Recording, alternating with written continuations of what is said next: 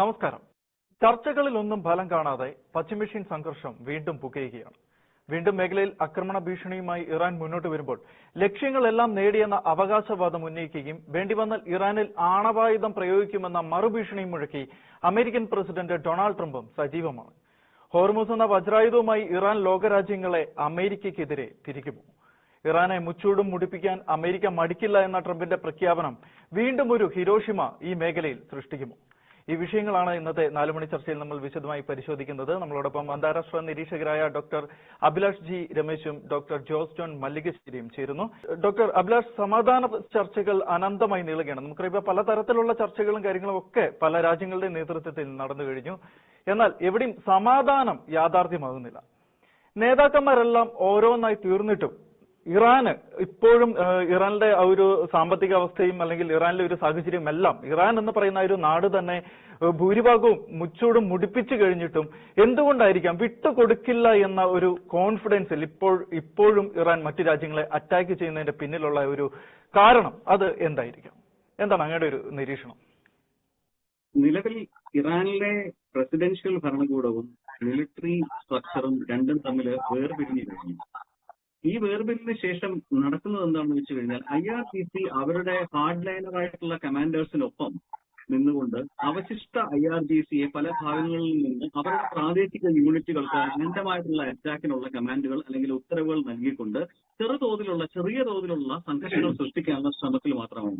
ഇതിന് ഏറ്റവും പ്രധാനപ്പെട്ട തെളിവെന്ന് വെച്ച് കഴിഞ്ഞാൽ UAEക്ക് നേർക്ക് നടന്ന അറ്റാക്കിന് ശേഷം ഇറാൻ പ്രസിഡന്റ് പെഷസ്കിയാൻ വളരെ രൂക്ഷമായ ഭാഷയിൽ തന്നെ IRGCയെ വിമർശിക്കുകയുണ്ടായി, IRGCയുടെ നീക്കങ്ങളെ എതിർക്കുകയുണ്ടായി. സോ IRGC നടത്തിക്കൊണ്ടിരിക്കുന്ന ഈ അവസാന ശ്രമങ്ങൾ എന്തിനാണെന്ന് വെച്ച് കഴിഞ്ഞാൽ ഈ യുദ്ധത്തിൽ അവർ തോറ്റു കഴിഞ്ഞാൽ IRGC നേതാക്കളെ കാത്തിരിക്കുന്നത് അന്താരാഷ്ട്ര കോടതിയും ഇറാനിലെ പുതിയൊരു ഭരണകൂടത്തിന്റെ ജനകീയ കോടതിയുമാണ്. അത് അവർക്ക് ഒട്ടും ആശാവഹമായിരിക്കില്ല. സോ അതുകൊണ്ട് തന്നെ അവസാന നിമിഷം വരെ പിടിച്ചു നിൽക്കാനും തങ്ങളുടെ കയ്യിൽ എന്തൊക്കെയോ ശക്തിയുണ്ടെന്ന് തെറ്റിദ്ധരിപ്പിക്കാനുള്ള ശ്രമങ്ങളാണ് നടക്കുന്നത്. ഇന്ന് പ്രസിഡന്റ് ട്രംപിന്റെ കൃത്യമായിട്ടുള്ള ആ ഒരു റെസ്പോൺസിനകത്ത് അത് വ്യക്തമാണ്. കാരണം പ്രോജക്ട് ഫ്രീഡം എന്ന രീതിയിലുള്ള ട്രാൻസിറ്റ് മൂവ്മെന്റിന് വേണ്ടിയുള്ള ഒരു അറേഞ്ച്മെന്റ് ഇപ്പോൾ നടന്നുകൊണ്ടിരിക്കുകയാണ്. അതിനെതിരെ സൗത്ത് കൊറിയൻ ഷിപ്പിനെതിരെ ആക്രമിക്കാൻ ശ്രമിക്കുന്നു. അപ്പോൾ ലോകരാജ്യങ്ങളെല്ലാം ഒന്നിക്കണമെന്ന് പറയുന്ന ഒരു സന്ദേശം കൂടി കൂടുതലായിട്ട് കൊടുക്കുകയും അതോടൊപ്പം തന്നെ മിലിറ്ററി സ്ട്രൈക്ക് വഴി IRGCയെ കൂടുതൽ വീക്കൻ ചെയ്യുകയും ചെയ്തു കഴിഞ്ഞാൽ we can expect N international movement very soon. തീർച്ചയായിട്ടും. മറ്റൊരു സംശയം, ഇതിപ്പം മാസങ്ങളായിട്ട് തുടരുന്ന ഒരു സംഘർഷമാണ്. അതിനു മുൻപും പലതവണ ഇറാനുമായിട്ട് ഇസ്രായേലും അമേരിക്കയും പലതരത്തിലുള്ള ഒരു സംഘർഷ സാഹചര്യമൊക്കെ ഉരുത്തിരിഞ്ഞു വന്നിരുന്നു. നമുക്കറിയാം ഒരു 12 ദിവസത്തെ യുദ്ധമൊക്കെ നടന്നിരുന്നു. എന്നിട്ടും ഇതിനൊരു തീരുമാനമാകാതെ ഇതിങ്ങനെ ദിവസങ്ങളോളം മാസങ്ങളോളം നീണ്ടു പോകുന്നതിനുള്ള കാരണം എന്തായിരിക്കും? അമേരിക്കയ്ക്കായാലും ഇസ്രായേലിനായാലും പൂർണ്ണമായിട്ടും ഒരു കയറി ഇടപെടാൻ സാധിക്കാത്ത തരത്തിലേക്ക് ഇറാൻ ഇപ്പോഴും പിടിച്ചു നിൽക്കുന്നതിന് പിന്നിലൊരു കാരണം എന്തായിരിക്കും? അതിന് ഒരു കാരണമായിട്ട് എനിക്ക് പറയാൻ കഴിയുന്നത് പൂർണ്ണതോതിലുള്ള കരയുദ്ധം അന്താരാഷ്ട്ര സഹകരണത്തോടെ നടന്നാൽ മാത്രമേ ഈ പറയുന്ന കംപ്ലീഷനിലേക്ക് ഈ യുദ്ധം എത്തുകയുള്ളൂ.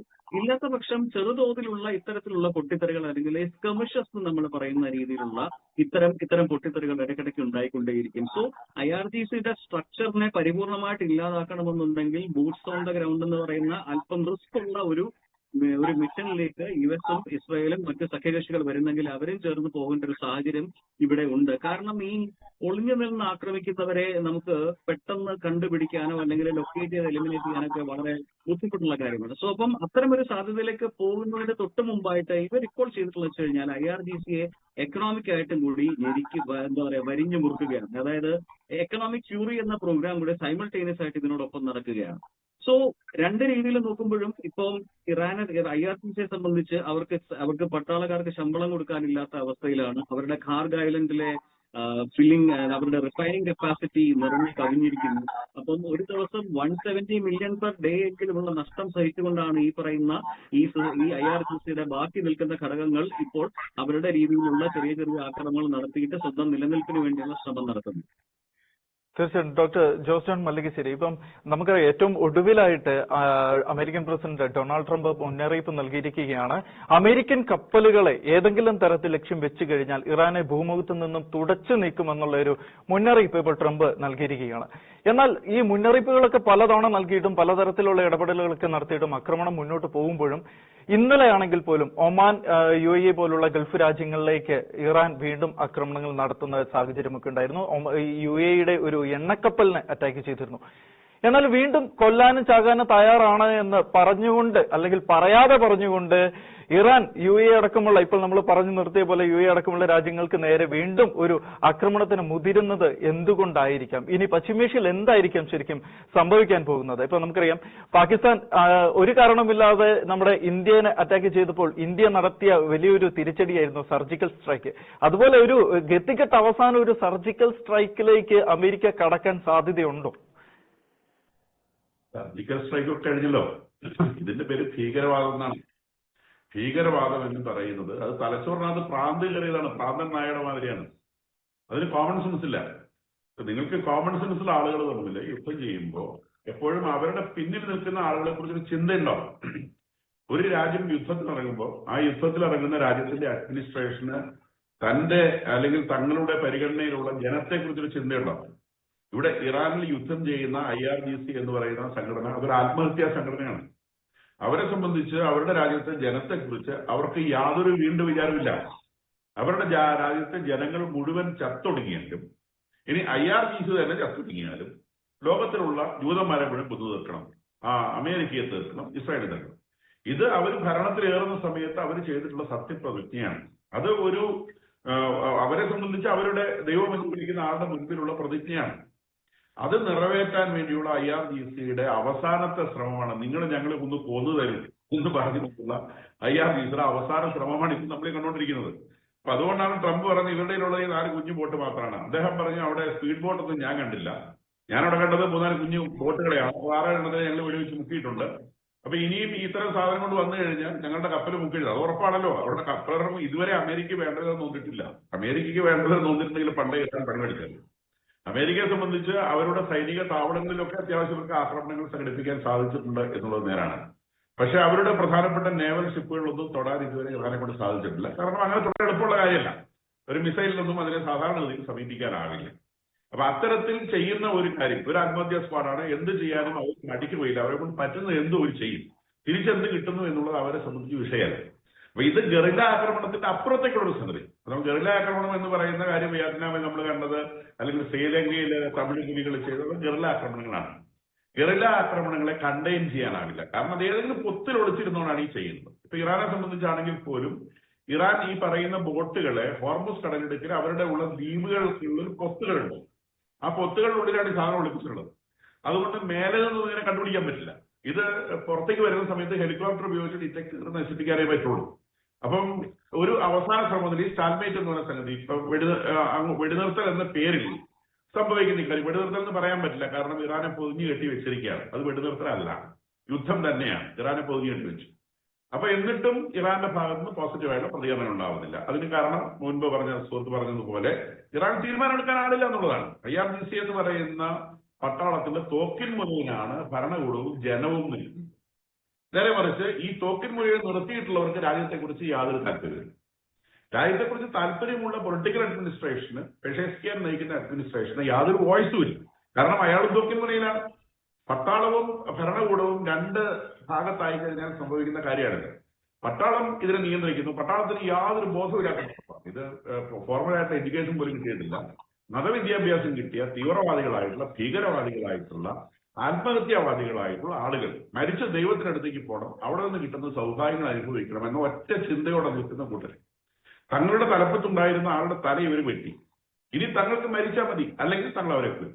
ഈ ഒരു നിലപാടുമായി നിൽക്കുന്ന ഒരു പട്ടാളത്തോട് യുദ്ധം ചെയ്യുന്ന ഈ ഒരു അവസരത്തിൽ ഇവരെ കൊന്നു തീർക്കാതെ വേറെ എന്തെങ്കിലും മാർഗമുണ്ടെന്ന് എനിക്ക് തോന്നുന്നില്ല. അല്ലെങ്കിൽ ഇറാന്റെ ഉള്ളിൽ എന്തെങ്കിലും സംഭവിക്കണം. പെഷേസ്കിയാൻ കുറേശ്ശെ ഒച്ചയിടാൻ സാധിക്കുന്നുണ്ട്. അതിന്റെ അർത്ഥം അതിനകത്ത് എന്തോ രൂപപ്പെട്ട് വരുന്നുണ്ട് എന്നുള്ളതാണ്. ഇറാനിൽ നിന്ന് ഒരു വാർത്തയും പുറത്തേക്ക് വരുന്നില്ല. അതിനകത്ത് ശക്തമായ ഒരു ഡെമോക്രാറ്റിക് ഡെവലപ്മെന്റ് ഉണ്ടാവുകയും IRGCനെ ജനത്തിന് പുറത്താക്കാൻ കഴിയുകയും ചെയ്യുന്ന ഒരു സാഹചര്യം ഉണ്ടായാൽ ഈ പ്രശ്നത്തിന് സൊല്യൂഷനായി. അല്ലാതെ ഈ പ്രശ്നത്തിന് സൊല്യൂഷൻ ആവില്ല. കാരണം ഒരിക്കലും IRGC ന്യൂക്ലിയർ വെപ്പൺ വേണ്ടെന്ന് വെക്കില്ല. ഈ ന്യൂക്ലിയർ വെപ്പൺ ഉണ്ടാക്കിയിട്ട് വേണ്ട ഇവന് ഇസ്രായേലിനെ കൊല്ലാൻ, എന്നിട്ട് വേണ്ട ഇവന് അമേരിക്കയെ കൊല്ലാൻ. അതിനല്ലേ അവൻ ഉണ്ടായത്. അവൻ ജനിച്ചതിന്റെ ഉദ്ദേശിച്ചതാണ്. അവനത് വേണ്ടെന്ന് വെക്കില്ല. അവനെ അത് ഫോഴ്സ് ഉപയോഗിച്ച് നിർത്താനേ പറ്റുള്ളൂ. അമേരിക്ക ഇപ്പൊ നടത്തുന്ന ഈ പുതിയ മൂവില് എന്തെങ്കിലും കാര്യമായ സംഗതി അവർ ഈ പറയുന്ന വെടിനിർത്തലിന്റെ സാഹചര്യത്തിൽ പേർഷ്യൻ ഗൾഫിൽ ഏതെങ്കിലും തരത്തിലുള്ള നല്ല ഡിപ്ലോയ്മെന്റ് നടത്താൻ അവർക്ക് സാധിച്ചിട്ടുണ്ടാവണം എന്ന് വേണം വിചാരിക്കാൻ. 1. 2, ഈ പറഞ്ഞതുപോലുള്ള മൈനിങ് ഒന്നും ഹോർമുസ് കടലിടുക്കിൽ സംഭവിച്ചിട്ടുണ്ടാവാൻ സാധ്യതയില്ല. മൈൻ സ്വീപ്പേഴ്സ് പലതവണ ഹോർമുസ് കടലിടുക്ക് ചർച്ച ചെയ്തിട്ടുണ്ട്. അപ്പൊ ഇതുവരെ ഒരു മൈൻ കണ്ടെത്തിയതായിട്ട് ഒരിടത്തും പറയുന്നില്ല. അപ്പൊ ഈ മൈൻ ലേ ചെയ്യാന്ന് പറഞ്ഞു കഴിഞ്ഞാൽ മൈൻ ഉണ്ടോ ഇല്ലയോ എന്ന് ആർക്കും പറയാൻ പറ്റത്തില്ല. മൈൻ ഉണ്ടെന്ന് പറഞ്ഞാൽ ഒരുത്തരം വഴിക്ക് പോകത്തില്ല. അതാണ് ഈ മൈൻ ലേയിങ്ങിന്റെ ഏറ്റവും വലിയ സൗകര്യം. ഇവരുടെ മൈൻസ് സ്വീപ്പേഴ്സ് ട്രൈ ചെയ്തിട്ട് മൈൻസ് കണ്ടെത്താത്തത് കൊണ്ടായിരിക്കണം അമേരിക്ക ഷിപ്പുകൾ അങ്ങോട്ട് പ്രവേശിപ്പിക്കാം എന്ന് തീരുമാനിച്ചത്. മൈൻസിന്റെ ഒരു ത്രട്ട് ഒഴിവായാൽ തന്നെ അവിടേക്ക് ഈ നേവിയുടെ ഷിപ്പുകൾ പ്രവേശിക്കാനാവും. കാരണം നേവൽ ഷിപ്പുകൾ ഇവരുടെ ഈ ഊച്ചാളി ബോട്ട് വെച്ചിട്ടൊന്നും ഒന്നും ചെയ്യാനൊന്നും പറ്റത്തില്ല. അതിന് ഭയങ്കരമായിട്ട് പ്രൊട്ടക്ഷൻസ് ഉള്ളതാണ്. അപ്പൊ അതിലേക്ക് പതുക്കെ സ്ലോ ആയിട്ട് അമേരിക്ക മുന്നേറുന്നു എന്ന് വേണം വിചാരിക്കാം. അപ്പൊ അവരെ കൊണ്ട് ചെയ്യാൻ പറ്റുന്ന കാര്യം അവർ ചെയ്ത് കാണിച്ചു തന്നു. ഈ UAE-യുടെ തലയെ കൊണ്ട് പടക്കം പൊട്ടിക്കുക, ഒമാന്റെ തലയെ കൊണ്ട് പടക്കം പൊട്ടിക്കുക, ഈ പരിപാടിയാണ് ഇവർക്ക് എളുപ്പത്തിൽ ചെയ്യാൻ പറ്റുന്നത്. അമേരിക്കയുടെ ഷിപ്പിനെ സാധാരണഗതിയിൽ അവർ ആക്രമിക്കാൻ തയ്യാറില്ല. ട്രംപ് എന്ന് പറഞ്ഞാൽ വളരെ പെട്ടെന്ന് ബേസ്റ്റ് ചെയ്യുന്ന ഒരാളാണ്. അമേരിക്കയുടെ പ്രധാനപ്പെട്ട നേവൽ ഷിപ്പിനൊക്കെ പരിക്ക് പറ്റി കഴിഞ്ഞാൽ പിന്നെ അയാളുടെ ഭാഗത്തുണ്ടാവുന്ന പ്രതികരണം എന്താണെന്ന് നമുക്ക് പ്രഡിക്ട് ചെയ്യാനാവില്ല എന്നുള്ളത് ഒരു വസ്തുതയാണ്. തീർച്ചയായിട്ടും. അപ്പൊ അവിടെ മറ്റൊരു സംശയം നിലനിൽക്കുന്നത്, അതായത് ഈ ഗൾഫ് രാജ്യങ്ങൾക്കെല്ലാം ഇതേപോലെ ഒരു ഡിസ്റ്റർബൻസ് സൃഷ്ടിച്ചു ഇപ്പൊ ഈ ഒരു യുദ്ധം തുടങ്ങിയ പിന്നെ. അതുപോലെ അമേരിക്കയ്ക്കാണെങ്കിൽ കോടികളുടെ നഷ്ടമാണ് ഓരോ ദിവസവും ഉണ്ടാവുന്നത്. ഇപ്പോൾ അവിടെ വിന്യസിച്ചിരിക്കുന്ന കപ്പലുകളായാലും ശരി, ഫൈറ്റർ ജെറ്റുകളായാലും ശരി, അല്ലെങ്കിൽ മിസൈലുകളായാലും ശരി, എല്ലാ തരത്തിലായാലും വലിയ നഷ്ടം ഉണ്ടാകുന്ന ഒരു സാഹചര്യമാണ് ഇപ്പോൾ ഈ യുദ്ധം തുടങ്ങിയപ്പോൾ മുതലുള്ളത്. എന്നിട്ടും ഇതിനൊരു പര്യവസാനം ഉണ്ടാക്കാനായിട്ടുള്ള ഒരു നടപടിയിലേക്ക് അമേരിക്ക കടക്കുന്നില്ല. അതായത് അമേരിക്ക ഒന്ന് ചിന്തിച്ചിട്ടുണ്ടെങ്കിൽ ഇതിനു മുൻപ് പല രാജ്യങ്ങളിൽ നമുക്കറിയാം അമേരിക്ക കടന്നു കയറി പല ആക്രമണങ്ങൾ അല്ലെങ്കിൽ പല തരത്തിലുള്ള ഇടപെടലുകൾ അമേരിക്ക നടത്തിയിട്ടുണ്ട്. അതൊക്കെ അമേരിക്ക വളരെ ശക്തമായി തന്നെ നടത്തുകയും വിജയിക്കുകയും ചെയ്തിട്ടുണ്ട്. എന്നാൽ അതുപോലൊരു നീക്കത്തിലേക്ക് അമേരിക്കയ്ക്ക് ഇവിടെ കടക്കാൻ അമേരിക്ക മടിക്കുന്നുണ്ടോ എന്നൊരു സംശയം നിലനിൽക്കുന്നില്ല. അമേരിക്ക ഒരു ഡെമോക്രാറ്റിക് കൺട്രിയാണ്. ഡെമോക്രാറ്റിക് കൺട്രിയുടെ തലപ്പത്തിരിക്കുന്ന ആളാണ് ട്രംപ്. ട്രംപിന് എത്ര അധികാരമുണ്ട് എന്ന് പറഞ്ഞാലും ട്രംപിന് തോന്നിയാസം കളിക്കാനാവില്ല. അവിടെ എപ്പോഴും വീക്ക്ലി പോൾസ് നടന്നുകൊണ്ടിരിക്കുകയാണ്. ഇതിനെക്കുറിച്ചുള്ള അഭിപ്രായം എന്ത്? ട്രംപ് 80 വയസ്സിന് മേലെ പ്രായമുള്ള മനുഷ്യനാണ്. അദ്ദേഹത്തിന്റെ രാജ്യത്തെ ഭൂരിഭാഗം ആൾക്കാർ യുവാക്കളാണ്. യുവാക്കളുടെ ഇടയിൽ പഴയ രീതിയിലുള്ള ചിന്തയല്ല ഇപ്പോൾ ഉള്ളത്. അവരാരും ഇത്ര അഡ്വഞ്ചറിനൊന്നും തയ്യാറല്ല. സുഖമായിട്ട് ജീവിക്കണം. അപ്പൊ ഇത് ഈ രാജ്യത്തിന് വരാൻ പോകുന്ന, ഈ ഗൾഫിൽ നിന്ന് വരാൻ പോകുന്ന, ഇറാനിൽ നിന്ന് വരാൻ പോകുന്ന ഒരു ന്യൂക്ലിയർ ത്രെറ്റിനെ കുറിച്ച് അമേരിക്കയിലെ യുവജനത്തിന് ചെറുപ്പക്കാർക്ക് ബോധ്യമില്ല എന്നുള്ളതാണ് വസ്തുത. അവരെ സംബന്ധിച്ച് എന്തിനാണ് ഇറാനെ ആക്രമിക്കുന്നത് എന്നുള്ളൊരു ചോദ്യമാണ് അവർ ചോദിക്കുന്നത്. ഈ ടെററിസം എന്ന് പറയുന്നതിനെ സംബന്ധിച്ചോ അല്ലെങ്കിൽ കറണ്ട് വേൾഡ് പൊളിറ്റിക്സിനെ സംബന്ധിച്ചോ ഒരു ആവറേജ് അമേരിക്കൻ യുവാവിന് കാര്യമായ വിവരമില്ല എന്നുള്ളതാണ് വസ്തുത. ഈ യുദ്ധം അവന്റെ പോക്കറ്റിനെ ബാധിക്കുന്ന സമയത്ത് അവന്റെ പെട്രോളിന് വില കുറയുന്നു, അല്ലെങ്കിൽ നിത്യോപയോഗ സാധനം വില കൂടുന്നു, അവന് സഹിക്കാനാവുന്നില്ല. സോ ഇപ്പോൾ ജനവികാരം ട്രംപിനെതിരായി വരുന്നു. അപ്പൊ അദ്ദേഹത്തിന് ജനവികാരത്തെ മാനിക്കേണ്ടതുണ്ട്. ഒരു വലിയ എക്സ്പോഷനിലേക്ക് കടന്നുപോയി കഴിഞ്ഞാൽ ജനവികാരം എത്തരത്തിലാവും എന്നുള്ള ഒരു സംശയം ട്രംപിനെ സംബന്ധിച്ചുണ്ട് എന്നുള്ളൊരു വസ്തുതയാണ്. പക്ഷേ ഈ പറഞ്ഞതുപോലെ ഏതെങ്കിലും അമേരിക്കൻ അസറ്റുകൾക്ക് ഗൗരവതരമായ ഒരു പരിക്ക് പറ്റിക്കഴിഞ്ഞാൽ ഇത്തരം പരിഗണനകളൊക്കെ മാറും. ആ സമയത്ത് അതൊരു എക്സ്പോഷനിലേക്ക് എത്തും. അമേരിക്കൻ ജനതയുടെ ഒരു പൊതുവികാരവും പിന്നെ ഈ ഇറാനിലെ ജനത്തിന്റെ രക്ഷയും ഓർത്തുകൊണ്ടാണ് അമേരിക്ക ഒരു കൺട്രോൾഡ് സ്റ്റാൻഡ് നിലനിർത്തുന്നത് എന്നാണ് ഞാൻ വിചാരിക്കുന്നത്. തീർച്ചയായിട്ടും. ഡോക്ടർ അഭിലാഷ്, നമുക്കറിയാം ഹോർമൂസ് എപ്പോഴും ഒരു വജ്രായുധമായിട്ടാണ് ഇറാൻ ഉപയോഗിച്ചുകൊണ്ടിരിക്കുന്നത്. നമുക്കറിയാം ഹോർമൂസ് ആണ് ശരിക്കും ഈ യുദ്ധത്തിന്റെ ഏറ്റവും പ്രധാനപ്പെട്ട ഒരു കണ്ണി എന്ന് വേണമെങ്കിൽ നമുക്ക് വിശേഷിപ്പിക്കാം. ഈ ഹോർമൂസ് അനന്തമായിട്ട് ഒരു തീരുമാനമാകാതെ ഇങ്ങനെ അടഞ്ഞു കിടക്കുമ്പോൾ ഇന്ത്യ അടക്കമുള്ള മറ്റ് രാജ്യങ്ങൾക്ക് ഇതിനെ എത്രത്തോളം പ്രതിരോധിക്കാൻ അല്ലെങ്കിൽ എത്ര കാലത്തോളം ഈ ഒരു പ്രതിസന്ധിയിൽ പിടിച്ചു നിൽക്കാൻ സാധിക്കുമെന്നാണ് നമുക്ക് വിലയിരുത്താൻ സാധിക്കുന്നത്. അതുപോലെ തന്നെ ഇപ്പോൾ ഒടുവിൽ മറ്റു വഴികളില്ലാതെ നമുക്കറിയാം ഒരുപാട് രാജ്യങ്ങൾ ഉപയോഗിക്കുന്ന അങ്ങോട്ടും ഇങ്ങോട്ടും, അതായത് കയറ്റുമതിക്കായാലും ശരി ഇറക്കുമതിക്കായാലും ശരി ഒരുപാട് രാജ്യങ്ങൾ ഉപയോഗിക്കുന്ന ഒരു പാതയാണ് ഈ ഹോർമൂസ് എന്ന് പറയുന്നത്. അപ്പോൾ ശരിക്കും അതൊരു വലിയൊരു പ്രതിസന്ധിയാണ്, ലോകം നേരിടുന്ന വലിയൊരു പ്രതിസന്ധിയാണ്. അപ്പോൾ ഇതിനൊരു പരിഹാരമാകാതെ നീണ്ടു പോവുകയാണെങ്കിൽ കൂടുതൽ രാജ്യങ്ങൾ രണ്ട് ചേരിയിലും ചേരാനുള്ള ഒരു സാധ്യത ഇപ്പോഴും നിലനിൽക്കുന്നില്ല. ഇതില് ഇറാനോടൊപ്പം ചേരുക എന്നുള്ളത് ഒരു ഓപ്ഷൻ ആയിരിക്കില്ല. കാരണം എന്താണെന്ന് വെച്ച് കഴിഞ്ഞാൽ നമ്മൾ നേരത്തെ പറഞ്ഞ പോലെ തന്നെ ഇറാന് ഇപ്പൊ ഒരു നാഥനില്ല, ഇറാനൊരു ലീഡർഷിപ്പ് ഇല്ല. ഇറാനിൽ ഇപ്പോൾ ആകെ ഉള്ളതെന്ന് വെച്ച് കഴിഞ്ഞാൽ അവസാന ശ്രമത്തിന് വേണ്ടി നിൽക്കുന്ന ഒരു വയലന്റ് ആയിട്ടുള്ള ഗ്രൂപ്പാണ്. നേരത്തെ ജോസ് സാർ പറഞ്ഞ പോലെ മരിക്കുന്നതിന് വേണ്ടി മാത്രം തയ്യാറെടുത്ത് നിൽക്കുന്ന ഒരു ഫിദായിൻ ഗ്രൂപ്പാണുള്ളത്. പക്ഷേ ഇവിടെ സംഭവിക്കാൻ പോകുന്ന ഒരു കാര്യം എന്ന് വെച്ചാൽ കുറച്ച് നാൾ കൂടി ഈ ബ്ലോക്കേഡ് അല്ലെങ്കിൽ ഈ ഒരു സ്റ്റാൻഡ് ഓഫ് തുടരുകയാണെന്നുണ്ടെങ്കിൽ ഹോർമൂസ് കടലിടുക്കിനെ വിമോചിപ്പിക്കുക എന്ന് പറയുന്നത് എല്ലാ രാജ്യങ്ങളുടെയും എക്കണോമിക് നെസസിറ്റി അല്ലെങ്കിൽ സാമ്പത്തികമായിട്ടുള്ള ഒരു ബാധ്യതയായിട്ട് മാറുകയും ആ ഒരു സമയത്ത് അമേരിക്കയുടെ ഒരു കോൾ അല്ലെങ്കിൽ നിർദ്ദേശം അനുസരിച്ചുകൊണ്ട് തന്നെ ചൈനയും റഷ്യയും ഉൾപ്പെടെ ഉള്ളവർക്ക് ഈ പറയുന്ന രീതിയിൽ ഹോർമുസിനെ ഗ്ലോബലൈസ് ചെയ്യേണ്ട സാഹചര്യം ഉണ്ടാവും. Hormuz will be globalised if the stand of goes for several more days. ആ ഒരു സാഹചര്യത്തിലേക്ക് കൂടിയാണ്. അപ്പൊ അത് പലപ്പോഴും ഇപ്പോൾ ട്രംപ് തന്നെ പറഞ്ഞു കഴിഞ്ഞു. അദ്ദേഹം പറഞ്ഞു സൗത്ത് കൊറിയ അല്ലെങ്കിൽ മറ്റു രാജ്യങ്ങളെല്ലാവരും നിങ്ങൾ കൂടി വന്ന് ഇനിഷ്യേറ്റീവ് എടുക്കണം. ഇനിഷ്യേറ്റീവ് എടുത്ത് നിന്നതിന് ശേഷം ഒരുമിച്ച് നിന്നത് മാറ്റണം, അല്ലെങ്കിൽ ഈ പറയുന്ന ഹോർമുസ് ഡെഡ്ലോക്ക് മാറ്റണം. പിന്നെ വേറൊരു കാര്യം, ഇപ്പൊ ഇന്ത്യ ഉൾപ്പെടെയുള്ള മറ്റു രാജ്യങ്ങളെല്ലാം തന്നെ ഇപ്പൊ ഹോർമുസ് ഒരു ഇന്നെവിറ്റബിൾ ക്രൈസിസ് ആണെങ്കിൽ അതിനപ്പുറത്തേക്കുള്ള വഴികൾ ആലോചിച്ച് തുടങ്ങിയിട്ടുണ്ട്. ഇറാഖില് വഴിയുള്ള വേറൊരു പാത വരുന്നുണ്ട്, ടർക്കി വഴി വരുന്നുണ്ട്. അങ്ങനെയുള്ള പല ഓൾട്ടർനേറ്റീവ് റൂട്ട്സും വളരെ വലിയ രീതിയിൽ എക്സ്പാൻഡഡ് ആവുന്നുണ്ട് ഇതിനിടയ്ക്ക്. അത് ചൈന ഉൾപ്പെടെയുള്ളവർ അതിലേക്ക് ഇൻവെസ്റ്റ്മെന്റ് ചെയ്യുന്ന സാഹചര്യം ഉണ്ടാവും. സോ അപ്പം കുറച്ചു നാളെ എല്ലാവരും സഫർ ചെയ്യേണ്ടി വരും. ബിക്കോസ് യുദ്ധം എന്ന് പറയുന്നത് ഒരിക്കലും ഒരു റോസാപ്പൂ വിരിച്ച മെത്തയല്ല. യുദ്ധം എന്ന് പറയുന്നത് എല്ലാവർക്കും ഒന്നല്ലെങ്കിൽ മറ്റൊരു തരത്തിൽ സഫർ ചെയ്യേണ്ട ഒരു സാഹചര്യം തന്നെയാണ്. പക്ഷെ അതിനപ്പുറത്തേക്ക് എത്തുക എന്നുള്ളതാണ് ഓരോ രാജ്യത്തിന്റെ ഇൻഡിവിജ്വൽ ലീഡർഷിപ്പിന്റെ കേപ്പബിലിറ്റി അളക്കുന്ന സംഗതി. സോ ഐ ബിലീവ് ദാറ്റ് ഈ ഒരു രീതിയിൽ പോവുകയാണെന്നുണ്ടെങ്കിൽ ഹോർമുസിന്റെ കാര്യത്തിൽ പൊതുവായ ഒരു ഗ്ലോബൽ കൺസെൻസസ് അമേരിക്കയുടെ നേതൃത്വത്തിൽ ഉരുത്തിരിഞ്ഞു വരികയും ആ ഒരു നീക്കം ഹോർമുസിനെ വിമോചിപ്പിക്കുന്ന തരത്തിലേക്ക് മാറുകയും ചെയ്യുകയാണെങ്കിൽ പിന്നീട് IRGCക്ക് അവിടെ യാതൊരു റെലവൻസും ഇല്ലാതെയായി മാറുമെന്ന് തന്നെ പറയേണ്ടി വരും. തീർച്ചയായിട്ടും നമുക്കറിയാം. എന്തായാലും ഇന്ത്യ ഇപ്പോൾ ചെറിയ തോതിലാണെങ്കിലും ഇന്ത്യനെ ഈ ഒരു പ്രശ്നം ഹോർമുസ് വഴിയാണെങ്കിൽ ബാധിച്ചുകൊണ്ടിരിക്കുകയാണ്. നമ്മുടെ നാട്ടിൽ തന്നെ നോക്കിയാൽ നമുക്കറിയാം പലതരത്തിലുള്ള പ്രതിസന്ധിയിലൂടെ ഇപ്പോൾ കടന്നുപോയിക്കൊണ്ടിരിക്കുകയാണ്.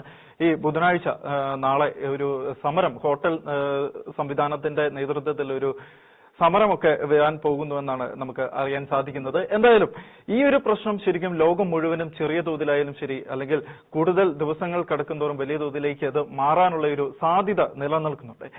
പക്ഷേ നമുക്ക് അവിടെ മറ്റൊരു, അതായത് ലോകത്ത് എവിടെ പ്രശ്നമുണ്ടായാലും ഇടപെടേണ്ട ഒരു ഉത്തരവാദിത്തമുള്ള ചിലരുണ്ട്. ഡോക്ടർ ജോസ് ജോൺ മല്ലികശ്ശേരി, നമുക്കറിയാം ഈ UN ഈ എവിടെ എന്ത് പ്രശ്നമുണ്ടായാലും ഇടപെടുന്ന ഒരു സാഹചര്യം ഉണ്ടായിരുന്നു പണ്ട്. പക്ഷെ ഇതുപോലെ പല പ്രശ്നങ്ങൾ ഇപ്പോൾ ഈ അടുത്തുണ്ടാകുമ്പോൾ, ഇപ്പൊ ഗാസയിലെ പ്രശ്നമായാലും ശരി, അതുപോലെ ഉക്രൈനുമായിട്ടുള്ള പ്രശ്നമായാലും ശരി, ഇപ്പോൾ ഇറാനുമായിട്ടുള്ള പ്രശ്നമായാലും ശരി, UN എന്ന് പറയുന്ന ഒരു സംഘടന അത് ഒരു സമാധാനത്തിനായിട്ട് ഇടപെടുന്നത്, അല്ലെങ്കിൽ സമാധാനത്തിനായിട്ട് എത്രത്തോളം ഇടപെടുന്നു എന്നത് ഇപ്പോഴും ഒരു ചോദ്യമായി നിലനിൽക്കുന്നില്ല. അവരവരുടെ ഒരു ഉത്തരവാദിത്തം മറക്കുന്നതായിട്ട്, അല്ലെങ്കിൽ ബോധപൂർവം മിണ്ടാതിരിക്കുന്നതായിട്ടുള്ള ഒരു സാഹചര്യം ഉണ്ട് എന്ന് നമുക്കിപ്പോൾ സംശയിക്കേണ്ടതില്ല. UN ഒരു പരിധിവരെ ഇറിലവന്റ് ആയി എന്ന് പറയേണ്ടി വരും. അത് സെക്കൻഡ് വേൾഡ് വാറിന്റെ സാഹചര്യത്തിൽ ലോകം മുഴുവൻ യുദ്ധത്തിന്റെ വലിയ കെടുതികൾ അനുഭവിച്ച ഒരു സാഹചര്യത്തിൽ ആ ഒരു ജനറേഷനിൽപ്പെട്ട നേതാക്കന്മാര് UN വലിയൊരു അസറ്റായി കണ്ടിരുന്നു. അതിനുശേഷം ഇപ്പൊ ഈ 2000 ശേഷമൊക്കെ ഇങ്ങനെ വന്നു കഴിഞ്ഞപ്പോഴത്തേക്കും ഓരോരോ രാജ്യങ്ങളായിട്ട് UN പ്രസക്തി മറക്കുകയും അങ്ങനെ UN ഡയറക്റ്റീവ്സിനെ സ്വീകരിക്കാൻ തയ്യാറാവാതെ വരുന്ന സാഹചര്യവും ഉണ്ടായി. പിന്നീട് വരുന്ന UN ഡയറക്ടർ ജനറൽസിനെ ഒക്കെ നോക്കിയാൽ തന്നെ നമുക്ക് മനസ്സിലാവും. UN പ്രസിഡന്റുമാരൊക്കെ തന്നെ നോക്കിയാൽ അത്രത്തോളം ഒന്നും വലിയ ഹൈ പ്രൊഫൈലായിട്ടുള്ള ആളുകളല്ല. ഈ പറയുന്ന ട്രംപിനെ പോലത്തെ ഒരാളെ ഫേസ് ചെയ്യാനോ അല്ലെങ്കിൽ നെതന്യാഹുവിനെ പോലത്തെ ഒരാളെ ഫേസ് ചെയ്യാനോ ഒന്നും ശേഷിയുള്ള ആളുകളല്ല UN തലപ്പത്തേക്ക് വരുന്നത്. അപ്പൊ അതുകൊണ്ട് തന്നെ ഒരു ഇന്റർനാഷണൽ വോയിസ് ആവാൻ മാത്രം ശേഷിയുള്ള ആളുകൾ UN സെക്രട്ടറി ജനറൽമാരായി വരുന്നില്ല എന്നതിൽ നിന്ന് തന്നെ അതിന്റെ സ്വാധീനം കാര്യമായിട്ടില്ല എന്ന് വേണം നമുക്ക് വിചാരിക്കാം. അത് ട്രംപ് ആയിക്കോട്ടെ, നെതന്യാഹു ആയിക്കോട്ടെ, ഇറാൻ ആയിക്കോട്ടെ, ഇവരാരും UN പറഞ്ഞ കേൾക്കില്ല. അവരുടെയൊക്കെ ആ താല്പര്യങ്ങൾ ഇപ്പം നമ്മൾ ലേറ്റസ്റ്റ് ആയിട്ട് ന്യൂസില് ഇറാനിലെ ഒരു പോർട്ടിലെ നിരവധി കപ്പലുകൾക്ക് തീ പിടിച്ചതായിട്ട് വാർത്ത വരുന്നുണ്ട്. അത് ഇറാന്റെ സൗതേൺ സൈഡിലുള്ള ഒരു പോർട്ടിലാണ് നിരവധി ഷിപ്പുകൾക്ക് ഒന്നിച്ച് തീ പിടിച്ചതായിട്ട് വാർത്ത വരുന്നുണ്ട്. അതായത് ഇത് യുദ്ധത്തിലേക്ക് പോവാണ്. UN ഇവിടെ തീർത്തും ഇറലവന്റ് ആയിട്ട് നിൽക്കുകയാണ്. UN ഇതിനകത്ത് ഇടപെടാനേ ആവില്ല, പറഞ്ഞാൽ ആരും കേൾക്കില്ല. ആര് പറയുകയാണെന്നത് അബദ്ധമായിരിക്കും. കാരണം UN ഇപ്പം നിയന്ത്രിക്കുന്ന ശക്തികൾ പൊതുവെ ഒരു പ്രത്യേക ചേരിയിലേക്ക് ചാഞ്ഞു നിൽക്കുന്നത് പോലെ തോന്നുകയാണ്. നമ്മളൊരു ഇറാനെ ആക്രമിക്കുമ്പോൾ വെറുതെ അല്ലേ ഒരു യുദ്ധം, അല്ലെങ്കിൽ വെറുതെ ആക്രമിക്കാൻ പാടുണ്ടോ? ഈവൻ പോപ്പിനെ പോലുള്ള ആളുകളുടെ ഭാഗത്തു നിന്ന് പോലും ഇത്തരം സംസാരം വരുന്നത് ഒരു വലിയ ചരിത്രം ഉണ്ടെന്ന് പറഞ്ഞു. ഇത് ഒരു ദിവസം അല്ലല്ലോ ഇത് സംഭവിക്കുന്നത്. ഇത് പ്രത്യേക ദിവസം കൊണ്ട് സംഭവിച്ചു വരുന്ന കാര്യമല്ലല്ലോ. ഇറാനെ ആക്രമിക്കാനുണ്ടായ ബാക്ക്ഗ്രൗണ്ട് എന്താണ്? ഇറാൻ വെറുതെ ആക്രമിക്കപ്പെട്ടതല്ല. ഇറാൻ ആക്രമിക്കപ്പെട്ടത് ഇസ്രായേലിനെയും അമേരിക്കയെയും കൊല്ലാൻ വേണ്ടി തങ്ങൾ ബോംബ് ചെയ്യുകയാണെന്ന് പ്രഖ്യാപിച്ചതിന്റെ അടിസ്ഥാനത്തിൽ മാത്രമാണ് ഇറാൻ ആക്രമിക്കപ്പെടുന്നത്. വേറെ ലോകത്തിൽ ഏതെങ്കിലും രാജ്യങ്ങളുണ്ട് ആരെങ്കിലും ആക്രമിക്കാൻ പോകുന്നുണ്ടോ? അപ്പൊ നിങ്ങളെ കൊല്ലാൻ വേണ്ടി ഞങ്ങൾ ഇതാ ഒരു സാധനം ഉണ്ടാക്കുന്നു എന്ന് പറഞ്ഞ് ഉണ്ടാക്കിക്കൊണ്ട് വന്നു കഴിഞ്ഞാൽ ആരെങ്കിലും സമ്മതിച്ചു കൊടുക്കുമോ? പണ്ട് ഇറാഖിൽ സംഭവിച്ചിട്ടില്ലേ? ഇറാഖ് ഇസ്രായേലിനെ നശിപ്പിക്കാൻ വേണ്ടി ബോംബ് സൃഷ്ടിക്കാൻ റിയാക്ടർ കൊണ്ടുവന്നു. ഫ്രാൻസിൽ നിന്നാണ് റിയാക്ടർ കൊണ്ടുവന്നത്. അവരുടെ റിയാക്ടർ പ്രവർത്തിപ്പിക്കാൻ കഴിയുന്നതിന് മുമ്പ് തന്നെ ഇസ്രായേൽ വന്നതിൽ പിടിച്ചു കളഞ്ഞു. അത് ചരിത്രമാണ്. അങ്ങനെ ഒരു സംഭവം ഉണ്ടാകാതിരിക്കാനാണ് ഇറാൻ അത് പല ഭാഗത്ത് ചെയ്തത്. ഒരുപാട് ഭാഗത്ത് റിയാക്ടറുകൾ സ്ഥാപിക്കുക, അതിൽ 3 പിന്നെ എൻറിച്ച്മെന്റ് നടത്തുക, അത് കണ്ടിന്യൂസ് പ്രോസസ് ആവുക. ഇറാൻ കുറെ കൂടെ വലിയ രാജ്യമാണ്. അപ്പൊ അതെങ്ങനെ തടയിടുമെന്ന് എത്രയോ വർഷങ്ങൾ ആലോചിച്ചതിന്റെ അവസാന ഭാഗത്ത് ഹമാസ് 2023 ഒക്ടോബർ 7 തുടങ്ങി വെച്ച ഒരു യുദ്ധത്തിന്റെ കണ്ടിന്യൂവേഷനായിട്ട് എത്തിപ്പെട്ട പോയിന്റാണ് ഇന്ന് നമ്മളിവിടെ കാണുന്നത്. ഇതാരും വേണമെന്ന് ഞാൻ സൃഷ്ടിച്ചതല്ല, ഇത് ഇറാൻ തന്നെ വലിച്ച് അവരുടെ തലയ്ക്ക് ഇട്ടതാണ്. ഞങ്ങളെ ആക്രമിക്കൂ എന്ന് പറഞ്ഞുകൊണ്ട് അതിനുള്ള സാഹചര്യങ്ങൾ അവർ ഇത് മനസ്സിലാക്കാതെ സംസാരിക്കുമ്പോൾ അത് UN സംസാരിച്ചാലും മറ്റു ലോകത്തിലെ ഏത് സമാധാനത്തിന്റെ കാംക്ഷികൾ സംസാരിച്ചാലും ഇത് പോളിറ്റിക്സാണ്. സംസാരിക്കുമ്പോ അത് വിലപ്പോവാൻ സാധ്യതയില്ല. കാരണം എല്ലാ ഭാഗം ഒരു ഭാഗം ജയിച്ചു നിൽക്കുന്നു, മറുഭാഗം നിലവിളിച്ചാണെങ്കിൽ അവർ നിലവിളിയിൽ വളരെ മിടുക്കലാണ്. അവരുടെ 7 സ്പീഡ് ബോട്ടുകൾ നശിപ്പിച്ചു എന്ന് പറഞ്ഞപ്പോൾ അതിന് റെസ്പോൺസ് ആയിട്ട് അവർ ആദ്യം പറഞ്ഞാൽ അങ്ങനെ നശിപ്പിച്ചില്ല എന്ന് പറഞ്ഞു. പിന്നെ കുറെ കഴിഞ്ഞപ്പോഴത്തേക്ക് പുതിയ നിലവിളിയായി എത്തി. അത് 2 കുഞ്ഞ് കാർഗോ ഷിപ്പുകളായിരുന്നു. കാർഗോ ഷിപ്പുകളെ അമേരിക്ക നശിപ്പിച്ചു. ഇപ്പൊ ഇവരുടെ നാട്ടില് ഏതെങ്കിലും ഒരു സാധനം ഈ ഹമാസ് ആയിക്കൊള്ളട്ടെ, ഹെസ്ബുള്ള ആയിക്കൊള്ളട്ടെ, ഇറാൻ ആയിക്കൊള്ളട്ടെ, അവിടെ യുദ്ധത്തിൽ ആരെങ്കിലും മരിക്കുകയാണെങ്കിൽ അത് ആദ്യം കുഞ്ഞുങ്ങളായിരിക്കും, പിന്നെ കുറെ പെണ്ണുങ്ങളായിരിക്കും, അത് കഴിഞ്ഞാൽ സിവിലിയന്മാരായിരിക്കും. പട്ടാളക്കാർ മരിക്കുന്ന പ്രശ്നമില്ല അവരുടെ നാട്. അപ്പൊ ഇവര് എപ്പോഴും സംഭവിക്കുന്നത് പോലെ ഇവിടെയും ഇറാൻ പറയുന്നത് ഞങ്ങളുടെ 5 സിവിലിയന്മാരെ അമേരിക്ക ചുമ്മാ കൊന്നുകളഞ്ഞു, അതിന് ബാക്കിയായിട്ടാണ് ഞങ്ങളെ യുണൈറ്റഡ് അറബ് എമിറേറ്റ്സിന് അങ്ങോട്ട് കുറെ മിസൈലുകൾ പറപ്പിച്ചത് എന്നാണ് ഇവർ പറയുന്നത്. പക്ഷെ ഇത്തരം ന്യായവാദങ്ങൾ കണ്ടുകൊണ്ട് പാവം ഇറാനെ ആക്രമിക്കുന്നു എന്ന് പറയുന്നത് അത് തീർത്തും ലളിതമായ സംഗതി. It is too innocent. അങ്ങനെ പറയാൻ പറ്റില്ല. ഒരു പൊളിറ്റിക്കൽ ഒരു വിഷയത്തെ കുറിച്ച് സംസാരിക്കുമ്പോൾ അത് വളരെ ഗൗരവമുള്ള കാര്യമാണ്. ഒരു രാഷ്ട്രം എന്ന് പറഞ്ഞാൽ വലിയൊരു ജനതയാണ്. അമേരിക്ക എന്ന് പറഞ്ഞാൽ ട്രംപ് അല്ല, 50 സ്റ്റേറ്റ് അടങ്ങുന്ന ഒരു രാജ്യമാണ്. അവിടെ 19 കോടി മനുഷ്യരുണ്ട്. അവരെ മുഴുവൻ ബാധിക്കുന്ന വിഷയമാണിത്. അതുപോലെ ഇസ്രായേലിനെ സംബന്ധിച്ച് അവരുടെ എക്സിസ്റ്റൻഷ്യൽ പ്രോബ്ലമാണ്. കുഞ്ഞു രാജ്യമാണ്. ഇറാൻ കൊണ്ടുപോയി ഒരു ന്യൂക്ലിയർ ബോംബ് ഇട്ടാൽ കത്തി തീരാനേ ഉള്ളൂ. ആ രാജ്യത്തിന്റെ പ്രശ്നം ഇതൊന്നും പരിഗണിക്കാതെ ഇറാനെ കൊല്ലുന്നത് പറഞ്ഞാൽ വിളിച്ചോക്കൂ. ഒരു കാര്യം പറയുമ്പോൾ അതിന് 2 സൈഡ് നോക്കി പറയണം. അപ്പൊ UN-നൊക്കെ ഇവിടെ തെറ്റുന്നു. ഇത്തരം ഒരു തെറ്റ് വന്നു കഴിഞ്ഞാൽ സ്വാഭാവികമായിട്ടും മറുഭാഗം അത് പരിഗണിക്കില്ല. കാരണം പ്രത്യേകിച്ച് അവർക്ക് കരുത്തുണ്ട്. അവർക്ക് കരുത്തില്ലെങ്കിൽ അവർ കേൾക്കൂല. കരുത്തില്ലെങ്കിൽ നിങ്ങൾ പോയി പറഞ്ഞാൽ അവർ കേൾക്കും. അവർക്ക് കരുത്തുണ്ട്.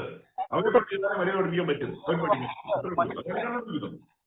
അതായത് ആ കൂട്ടത്തിൽ നമുക്ക് ചേർത്ത് വായിക്കുന്ന മറ്റൊരു കാര്യമുണ്ട്. ട്രംപിന്റെ തന്നെ നേതൃത്വത്തിൽ ഇപ്പോൾ പുതിയൊരു ഓർഗനൈസേഷൻ വന്നിരുന്നല്ലോ. അതായത് നമുക്കറിയാം ഗാസ പീസ് ഓർഗനൈസേഷൻ. അപ്പോൾ ഈ ഓർഗനൈസേഷന് ഇതുപോലുള്ള പ്രശ്നങ്ങൾ പരിഹരിക്കാൻ സാധിക്കുമെന്ന് നമുക്ക് പ്രതീക്ഷിക്കാമോ? തീർച്ചയായിട്ടും പ്രതീക്ഷിക്കാൻ പറ്റില്ല. ഞാൻ ആദ്യം പറഞ്ഞതുപോലെ ആത്മഹത്യാ സ്ക്വാഡാണ്. അവരെ സംബന്ധിച്ച് ഇതിന്റെ പേരാണ് ഭീകരവാദം, തീവ്രവാദം എന്ന് പറയുന്നത്. അത് തലച്ചോറിനകത്തിരിക്കുന്ന സാധനമാണ്, അല്ലാതെ ഹൃദയത്തിലൊന്നുമല്ല. നിങ്ങൾ അത് വികാരങ്ങളൊന്നും തുറച്ചു നിൽക്കാൻ പറ്റില്ല. It is expected. അവിടെ എഴുതി വെച്ചിട്ടുണ്ട്, ഇവനെ തീർത്തേ പറ്റൂ, ജൂതനെ തീർത്തേ പറ്റൂ. അറബികളുടെ നാട്ടിന് നടുക്ക് ഒരു ജൂതരാജ്യം വേണ്ട എന്നുള്ളത് ഹമാസിന്റെ തലയിൽ എഴുതി വെച്ച കാര്യമാണ്. അവനത് മായ്ക്കാൻ പോകുന്നില്ല. എന്ത് സമാധാനം ഉണ്ടാക്കിയാലും അവനത് മായ്ക്കാൻ പോകുന്നില്ല. ഹെസ്ബുള്ള മായ്ക്കാൻ പോകുന്നില്ല, ഇറാൻ മായ്ക്കാൻ പോകുന്നില്ല. മറ്റു രക്ഷയോട് വെട്ടിക്കളയാ, വേറെ നിവൃത്തിയൊന്നുമില്ല. അതുകൊണ്ടത് ചെയ്യുന്നു എന്നാണ് ഞാൻ മനസ്സിലാക്കുന്നത്. തീർച്ചയായിട്ടും വളരെ വ്യക്തമാണ് കാര്യങ്ങൾ. അവസാനമായി ഡോക്ടർ അഭിലാഷ്, നമുക്കറിയാം ഇപ്പോൾ വൈറ്റ് ഹൗസിലും ഒക്കെ ആയിട്ട്, അതുപോലെ ഇപ്പോൾ ഇലക്ഷന്റെ സമയത്തൊക്കെ ആണെങ്കിലും ശരി, ട്രംപിനെതിരെ പലതരത്തിലുള്ള വധഭീഷണികളും ഇപ്പൊ തൊട്ടടുത്ത് വൈറ്റ് ഹൗസിൽ ഒരു വെടിവെപ്പും ഒക്കെ നടന്നിരുന്നു. അപ്പോൾ ഇതൊക്കെ ഇറാന്റെ പിന്തുണയോടുകൂടി തന്നെ നടക്കുന്നതാണ് എന്ന് മൊത്തത്തിലൊരു വിലയിരുത്തൽ പല ഭാഗത്തു നിന്നും ഉയരുന്നുണ്ടെങ്കിലും അതിന് എത്രത്തോളം യാഥാർത്ഥ്യം ഉണ്ടാകാനാണ് ഒരു സാധ്യത? ഈ അമേരിക്കയെ പറ്റി പൊതുവെ പറയുന്നത് വെച്ച് കഴിഞ്ഞാൽ there is no shortage to crazy lone wolves. ഒറ്റപ്പെട്ട ആക്രമണങ്ങൾ നടത്തുന്നതിന്റെ സങ്കല്പം കൊണ്ട് നടക്കുന്ന ഒരുപാട് തരത്തിലുള്ള മാനസിക നില ഡിസ്റ്റർബ്ഡ് ആയിട്ടുള്ള ആളുകളുടെ ഒരു വലിയ കൂട്ടം ആ നാട്ടിലുണ്ട്. പലരെയും കൊല്ലുന്നതിന് വേണ്ടിയിട്ടൊക്കെ തോക്കെടുത്ത് സ്വപ്നം കാണുന്നവരുണ്ട്. അങ്ങനെയൊക്കെയുള്ള ഒരു രാജ്യത്തിനകത്തുള്ള ഒരു തരത്തിലുള്ള ഒരു സ്വഭാവം ഇത് കൂടിയാണ്. പക്ഷേ ട്രംപിനെതിരെ നടന്നു എന്ന് പറയുന്ന വധശ്രമങ്ങളിൽ പലതും ഉണ്ടായിട്ടുള്ളത് ആ നാട്ടിൽ തന്നെയുള്ള പൊളിറ്റിക്കൽ ഹയർ ഈ വോക്ക് ലെഫ്റ്റും അല്ലെങ്കിൽ ഇങ്ങനെയൊക്കെയുള്ള BLM മൂവ്മെന്റും മറ്റ് പല രീതിയിലുള്ള മൂവ്മെന്റ്സുമായിട്ട് ഇൻഫ്ലുവൻസ്ഡ് ആയിട്ടുള്ള കുറെ ആളുകൾ ബ്രെയിൻ വാഷ്ഡ് ആയിട്ട് ചെയ്യുന്ന ഒരു ആക്ഷനാണ്. അപ്പൊ ഇറാനുമായിട്ട് ബന്ധപ്പെട്ടുള്ള കാര്യങ്ങൾ എന്ന് പറയുമ്പോൾ ഇറാൻ 1979 മുതൽ നിരന്തരം അമേരിക്കക്കെതിരെ നേരിട്ടും അല്ലാതെയുമുള്ള ആക്രമണങ്ങൾ നടത്തിക്കൊണ്ടേയിരിക്കുകയാണ്. ഇപ്പം നേരത്തെ ജോസ് സാറ് പറഞ്ഞ പോലെ അമേരിക്കയ്ക്ക് മരണമെന്ന് തലച്ചോറിൽ ആഞ്ഞുറപ്പിച്ചതിന് ശേഷം ഇറങ്ങുന്ന ഒരു കൂട്ടം അക്രമകാരികൾക്ക് നേരെ നമ്മൾ പോയിട്ട് സമാധാനം പറഞ്ഞിട്ട് യാതൊരു കാര്യവുമില്ല. അതുപോലെ തന്നെ ഇപ്പം അമേരിക്കയ്ക്ക് നേരെ നടക്കുന്ന ഈ ആക്രമണങ്ങൾ അല്ലെങ്കിൽ അമേരിക്കൻ പ്രസിഡന്റിനോ അല്ലെങ്കിൽ എസ്റ്റാബ്ലിഷ്മെന്റിനോ നേരെ നടക്കുന്ന ആക്രമണങ്ങൾ ഇന്റേണൽ ആയിട്ടുള്ള യൂണിറ്റുകളുണ്ട്. ഈ ഇന്റേണൽ യൂണിറ്റ്സ് പലതും ഈ രീതിയിലൊക്കെ ഇറങ്ങിത്തിരിക്കുന്നുണ്ട്. അതുപോലെ തന്നെ ഈ പറഞ്ഞ പോലെ ഈ ലോൺ വോൾഫ് ക്രൈസിസ് എന്ന് പറയുന്ന കൂട്ടത്തിലുള്ളവരാണ് ഇതിൽ പലപ്പോഴും ഇതിലേക്ക് എത്തുന്നത്. അതായത് എന്തെങ്കിലുമൊക്കെ 24 മണിക്കൂർ ഇരുന്ന് കണ്ടുകൊണ്ട് അതിൽ ആകൃഷ്ടനായിട്ട് ഒരു ആക്രമണം പടച്ചു വിടുന്നതിന് വേണ്ടി ഇറങ്ങുന്നു, അതിനുവേണ്ടി ആയുധങ്ങൾ സംഭരിക്കുന്നു, അങ്ങനെയൊക്കെ. പക്ഷേ നമുക്കിവിടെ ഓർക്കുവാനുള്ള ഒരു കാര്യം എന്ന് വെച്ച് കഴിഞ്ഞാൽ, നേരത്തെ ഇദ്ദേഹം പറഞ്ഞതുപോലെ തന്നെ അമേരിക്ക എന്ന് പറയുന്ന രാജ്യത്തെയും ഇസ്രായേൽ എന്ന് പറയുന്ന രാജ്യത്തെയും ഭൂമുഖത്ത് നിന്ന് തുടച്ചു നീക്കുമെന്ന് പറയുന്ന ഒരു പ്രതിജ്ഞ തങ്ങളുടെ പോളിസി ആയിട്ട് കൊണ്ടു നടക്കുന്ന ഒരു കൂട്ടം ആളുകൾക്ക് നേരെ യാതൊരു തരത്തിലുള്ള സമാധാനവും പറഞ്ഞിട്ട് കാര്യമില്ല. Negotiations are always done between people of same sanity, അല്ലെ? ആ ഒരു അവസ്ഥ അവിടെ നിലനിൽക്കുന്നില്ല. സോ അപ്പം അതുകൊണ്ടൊക്കെ തന്നെ നമുക്ക് എത്രയും പെട്ടെന്ന് ഈ പറയുന്ന ഈ അവശിഷ്ട IRGCയുടെ യൂണിറ്റുകൾ ഇല്ലാതാകും, അല്ലെങ്കിൽ അവരെ നിലംപരിശാക്കുമെന്ന് തന്നെ പ്രതീക്ഷിച്ചുകൊണ്ട് തന്നെ നമുക്ക് മുന്നോട്ട് പോകുമെന്നാണ് ഞാൻ കരുതുന്നത്. തീർച്ചയായിട്ടും ഇപ്പോൾ നടക്കുന്ന ഈ ഒരു സംഘർഷം അത് പശ്ചിമേഷ്യന്റെ മാത്രമല്ല ലോകരാജ്യങ്ങളെ മുഴുവൻ ഒരു തരത്തിൽ അല്ലെങ്കിൽ മറ്റൊരു തരത്തിൽ ബാധിച്ചുകൊണ്ട് ഇരിക്കുകയാണ്.